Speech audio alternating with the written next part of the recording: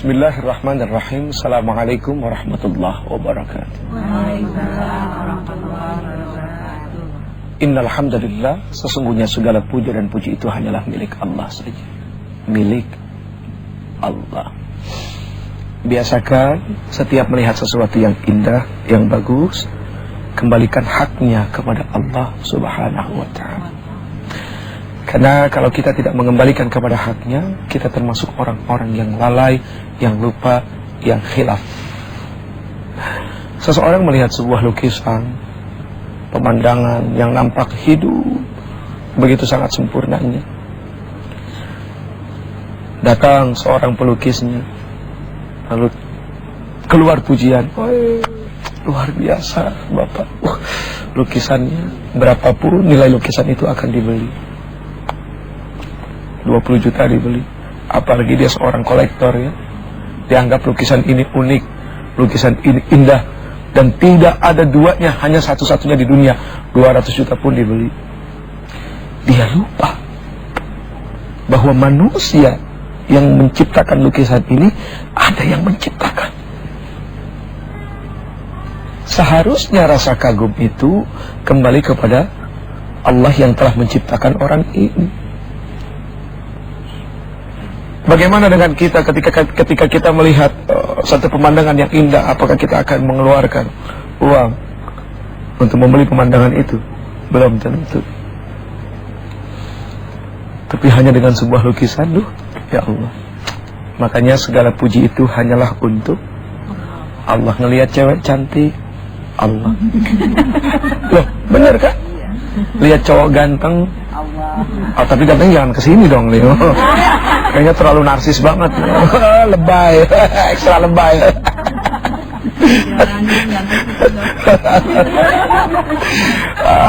Kalau bicara ganteng mah Nabi Yusuf, Bu. Nabi Yusuf, lihat mimpinya aja coba. Apa? 11 bintang matahari dan rembulan pun tersujud kepadanya. Bulan, bintang, matahari nggak punya nafsu, sujud sama Nabi Yusuf. Gimana perempuan yang punya nafsu? Bu, melihat Nabi Yusuf gogoleran di lantai. Iya. Tapi hebat Ibu, kita punya Nabi yang tak tergoda. Napoleon Bonaparte tergoda, Christopher Columbus tergoda, Nabi Yusuf tak tergoda. Hebat. Apalagi Rasul, anta syamsun, anta badrun, anta nurun fauqa nurin, anta syamsun, anta badrun, anta nurun fauqa nurin. Wah, subhanallah. Ini pujian kepada manusia, tapi kepada Allah berbeda lagi ya.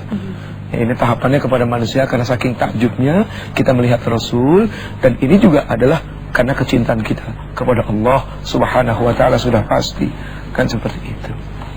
Baik, hadirin yang dimuliakan Allah, ini ngomong-ngomong alhamdulillah masih pada panjang umur ya.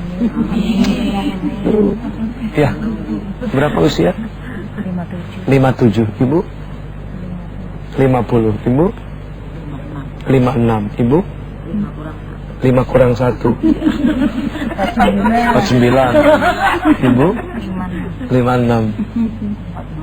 42. 56.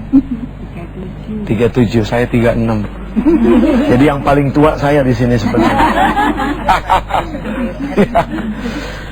Bicara soal mati Ibu, kadang-kadang yang muda itu jadi sombong. Ya. Yang muda hanya berpikir bahwa yang bakal mati itu hanya yang tua. Karena cara berpikirnya adalah cara berpikir logika. Kalau logika ya seperti itu jadinya. Cara berpikir logika kan pertanyaannya, mangga muda apa mangga tua yang dipetik? Hah? Tapi kan yang ngidam jarang. Artinya lebih sering dipetik mangga tua. Jadi siap-siap yang tua-tua ya. Sekarang timbul lagi pertanyaan logika, kelapa muda apa kelapa tua yang dipetik? Kalau Ramadan yang muda yang banyak. Semua rata-rata kelapa muda yang dipetik. Jadi yang muda juga siap-siap. Artinya di sini ingin digambarkan bahwa urusan mati nggak tua, nggak muda, mati pas. Ya, nggak usah lama-lama. Setelah yang berikut ini juga belum tentu kita panjang umur ya. Pemirsa, alhamdulillah ternyata kami semua di sini masih panjang umur. Fenomena dunia banyak orang takut mati. Insya Allah saya yakin ini mewakili ibu-ibu. Nggak ditanya pasti nanya. Sebetulnya ya, banyak orang takut mati. Siapa yang takut mati? Sudah pasti yang takut mati itu adalah yang tidak percaya kepada Allah. Maaf, kita ini kan di dunia mengembara. Ya, kita ini merantau ke dunia. Kalau yang namanya merantau pasti akan pulang kampung. Lihat peristiwa Ramadan kemarin. Yang pada merantau ke Jakarta, wong Tegal, wong Surabaya, wong Desa, ya kan? Semua pasti pada pulang kampung. Lihat bagaimana sikap dan perilaku mereka pulang kampung. Mati-matian ibu 11 bulan cari nafkah supaya pada bulan ke-12 bisa pulang kampung dengan tidak rasa malu. Malu dong. Udah ke Jakarta lama-lama begitu pulang kampung nggak bawa apa-apa. Malu toh? Malu gitu kan. Jadi harus bawa sesuatu. Sekarang bagaimana dengan kampung akhirat? Masa kita nggak bawa apa-apa? Lihat perjuangan orang pulang kampung dunia. Di terminal tidur 2 hari. Saking takutnya nggak bisa pulang kampung. Begitu datang mobil bawa barang banyak, belum anak kanan kiri. Ya, mau masuk juga serba salah karena pintunya kecil. Akhirnya barangnya dilempar, orangnya belakangan. Mobilnya jalan, ketinggalan orangnya. Ini kan, iya barangnya ke bawah, orangnya ketinggalan. Waduh ya Allah. Orang naik kereta pengen pulang kampung, lihat. Sampai tidur di lantai, di lorong kereta, nggak ada rasa malu, hilang harga diri, dilangkahin orang, nggak masalah, yang penting pulang kampung. Bahkan tidur dekat WC. Bau sepanjang 9 jam naik kereta, sepanjang 7 jam naik kereta, nggak malu. Iya kan? Sekarang apa pernah kita lihat orang saking takutnya nggak bisa pulang kampung akhirat, pergi ke masjid, wah di bawah rame, di lantai 2 rame, akhirnya naik ke atas genteng ngaji gitu. Dibilang apa besok? Dibilang orang gila. Kenapa urusan akhirat kita dibilang gila? Urusan dunia dianggap wajar. Karena itulah tidak meyakini bahwa akan ada hari akhir. Duh, yang namanya hidup mah ada masa expire, ada masa kadaluarsa, Bu. Bentar lagi pada kadaluarsa nih. Iya kan? Bentar lagi. Bentar lagi ya, iya, stoknya udah mau habis ya, Bu ya. Aduh, Masya Allah. Nah, yang penting sekarang begini. Memohon kepada Allah, mudah-mudahan Allah Subhanahu wa taala kita mewafatkan dalam keadaan husnul khotimah. Tapi husnul khotimah itu bergantung kepada kita, sikap dan perilaku. Kalau hari-harinya berbuat maksiat, bagaimana mungkin bisa husnul khotimah? Iya kan? Karena di saat orang meninggal, Bu, dia akan menunjukkan kebiasaan-kebiasaannya. Tuh, kebiasaan yang paling sering dilakukan apa? Nah, di saat sakaratul maut akan kelihatan. Ibu kalau, waduh, anak-anak ibu aja suruh buka YouTube. Ibu-ibu pasti nggak ngerti ya YouTube apaan ya. Tuh kan, kagak ngerti kan? Salah ngomong gua. Anak-anaknya suruh buka YouTube nih buat teman-teman ya yang suka buka, yang suka internetan. Taunya Facebook aja. Buka YouTube, di sana banyak kejadian-kejadian ibu, ya, banyak kejadian-kejadian orang yang sakaratul maut, begitu wafat mau dikafanin, tangannya begini terus nih. Tangannya tasyahud akhir. Subhanallah, tangannya. Ada lagi anak di Afrika baru meninggal 3 jam, begitu diambil, mukanya hitam angus, matanya melesak ke dalam, ininya melotot seperti ketakutan, rambutnya angus.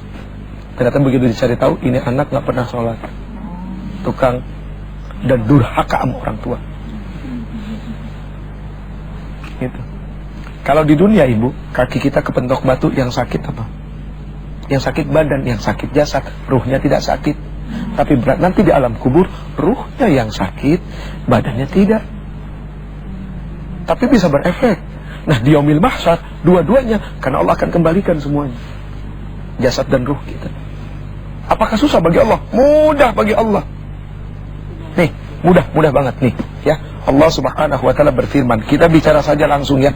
Artinya, hai manusia, jika kamu dalam keraguan tentang kebangkitan dari kubur, maka ketahuilah, sesungguhnya kami telah menjadikan kamu dari tanah, kemudian menjadikan kamu dari setetes mani, kemudian dari segumpal darah, kemudian dari segumpal daging yang sempurna kejadiannya dan yang tidak sempurna, agar kami jelaskan kepada kamu dan kami tetapkan dalam rahim apa yang kami kehendaki sampai waktu yang sudah ditentukan. Kemudian kamu dikeluarkan sebagai bayi, kemudian dengan berangsur-angsur kamu sampailah kepada kedewasaan, dan di antara kamu ada yang diwafatkan, ada pula di antara kamu yang dipanjangkan umurnya sampai pikun, supaya tidak mengetahui lagi sesuatu pun yang dahulunya telah diketahuinya. Dan kamu lihat bumi ini kering, kemudian apabila telah bumi diturunkan air di atasnya, hiduplah bumi itu dan suburlah dan menumpukan berbagai macam tumbuh-tumbuhan yang indah. Artinya bagi Allah mudah. Membuat manusia saja mudah, apalagi hanya sekedar membangkitkan saja. Itu mudah bagi Allah. Makanya penting kita percaya sama Al-Quran,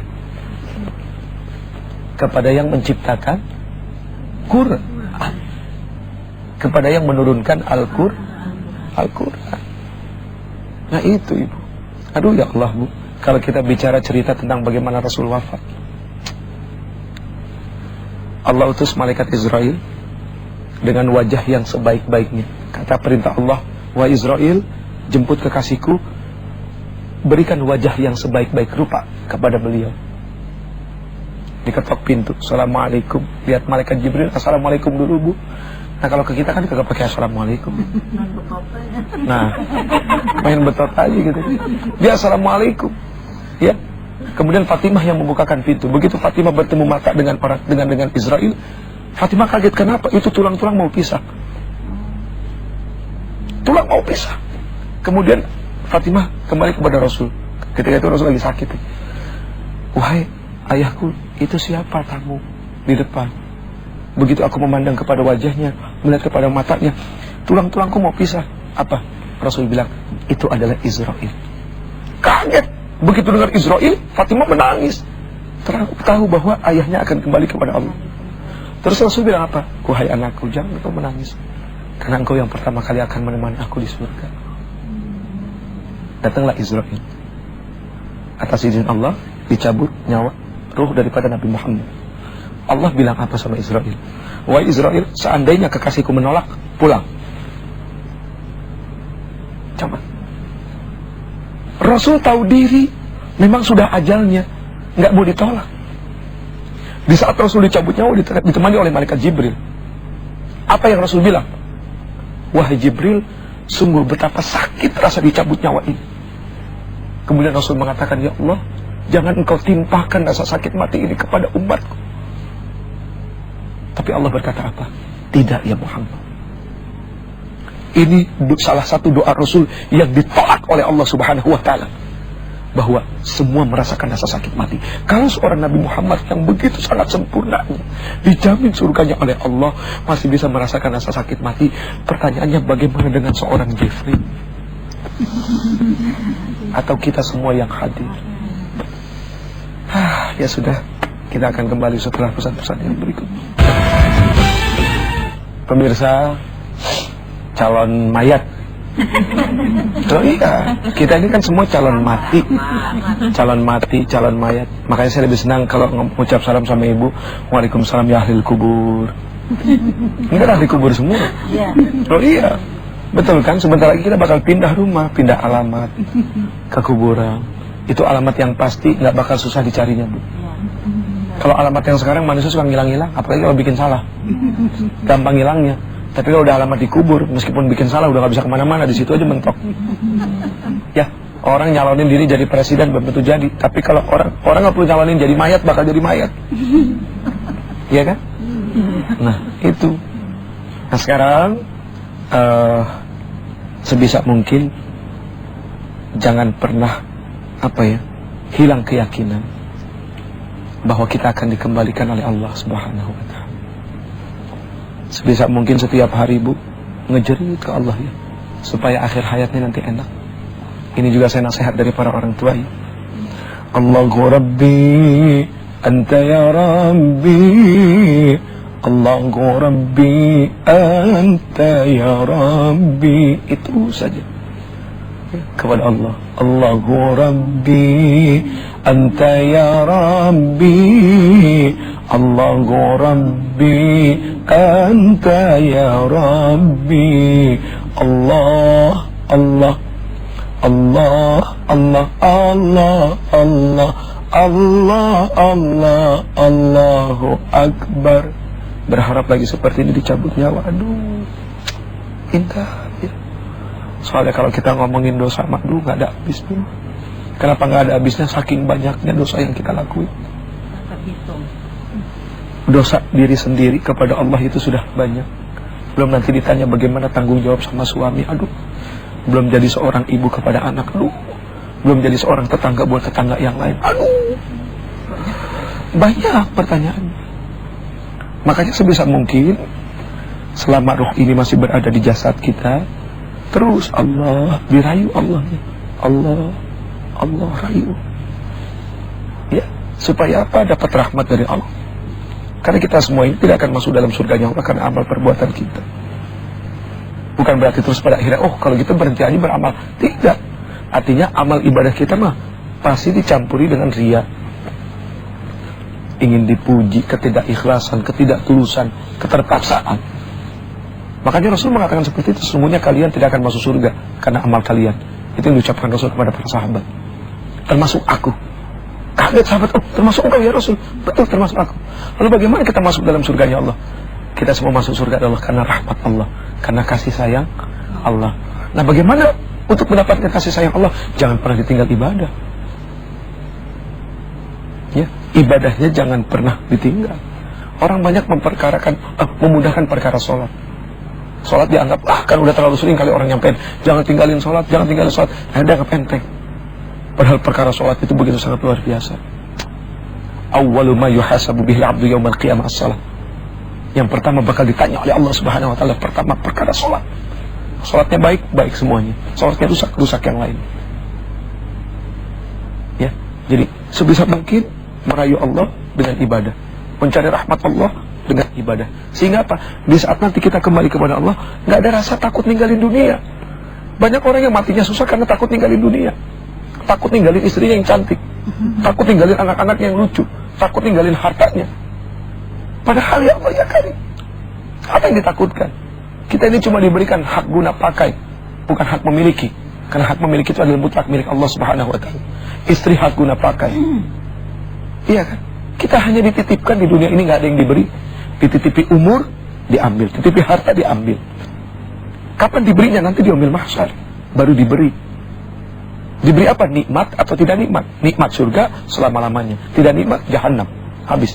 Finnar khalidina fiha. Na'udzubillah min dzalik. Ya. Allah ya Rabbana. Nastaghfiruka nastaghfiruka nastaghfiruka wa natubu ilaik. Wa nusalli wa nusallimu ala Rasulillah. Allahumma inna nas'aluka bi husnil khatim wa na'udzubika min su'il khatim. Allahumma inna na'udzubika min 'adzabi jahannam ومن عذاب القبر ومن شر فتنة المحيا والممات ومن شر فتنة المسيح الدجال صلى الله على خير خلقه محمد وعلى آله وصحبه وسلم سبحان ربك رب العزة عما يصفون وسلام على المرسلين والحمد لله رب العالمين. Hadirin yang dirahmati Allah, mudah-mudahan ada manfaat apa yang disampaikan, khususnya untuk diri pribadi ya. Umumnya buat yang mendengar, insya Allah pasti punya salah. Mohon maaf lahir batin. Asyhadu an la ilaha illallah wa asyhadu anna Muhammad Rasulullah. A'udzu billahi minasyaitonir rajim. Inna lillahi wa inna ilaihi raji'un. La haula wa la quwwata illa billahil aliyil azim. Allahu akbar. Assalamualaikum warahmatullahi wabarakatuh.